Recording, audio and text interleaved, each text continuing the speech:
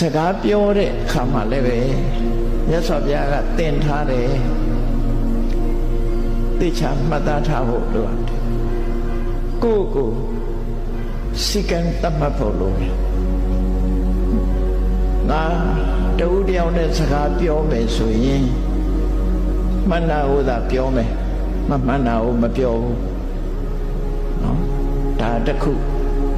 ဒါဖြင့်မှန်တိုင်းပြောရမလားဆိုမှန်တိုင်းလည်းမပြောနဲ့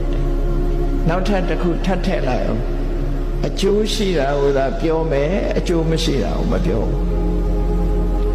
အဲ့တော့နှစ်ချက်ရသွားပြီကိုပြောတဲ့စကားသည်မှန်လဲမှန်ရမယ်အကျိုးလည်းရှိရမယ်တစ်ဖက်သားအတွက်အကျိုးဖြစ်ရဟုတ်ပြီမှန်လဲမှန်တယ်အကျိုးလည်းရှိတယ်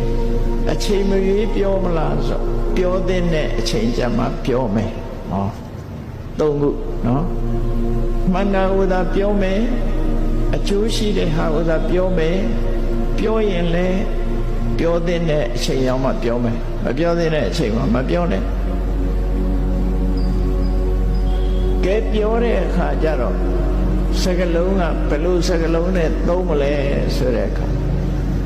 ရှင်ကြီးလိမ္မာတဲ့စကားနဲ့သုံးရမယ်ရိုင်းဆိုင်တဲ့အသုံးနဲ့မပြောရဘူးလို့ဆိုလို့စကားဆိုတာရိုင်းရိုင်းဆိုင်ဆိုင်ပြောရလဲစကားဖြစ်တာပဲရင်ကြီးကြီးပြောလဲစကားဖြစ်တာအဲ့တော့ရိုင်းဆိုင်တော့မပြောဘူးရင်ကြီးကြီးပြောမယ်စကားလုံးရွေးချယ်မယ်ဒါဖြင့်စကားလုံးရွေးချယ်တဲ့အခါမှာစိတ်ကတော့မပါဘူးနှုတ်ကလေးသာချိုပြတယ်ဆိုရင်လည်းပဲမဟုတ်သေးဘူးဒါကြောင့်မို့စိတ်ပါထည့်လိုက်ဘလို့မုန်းထားတဲ့ဒေါသစိတ်နဲ့မပြောဘူး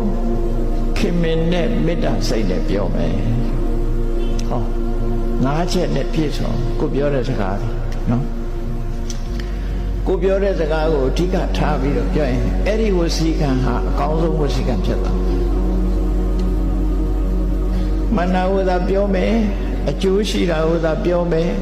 ပြောတဲ့အချိန်ရောက်မှပြောမယ်ရှင်ကျေးလိမ္မာစွာပြောမယ်မေတ္တာစိတ်နဲ့ပြောမယ်အဲ့ဒီလိုနှလုံးသွင်းပြီးပြောမယ်ဆိုရင်ကိုပြောတဲ့ဝစီကံသည်အကောင်းပဲဖြစ်တယ်အဆိုးပဲဖြစ်ဘူးလို့ဆိုဒါမြတ်စွာဘုရားရဲ့အဆုံးအမပဲဒီထဲကတစ်ခုခုချိုးယွင်းလိုက်တာနဲ့တပြိုင်နက်မနာကိုမပြောဘူးမဟုတ်တာတွေကိုပြောတယ်ဆိုလို့ရှိရင်ဒါအပြစ်ဖြစ်သွား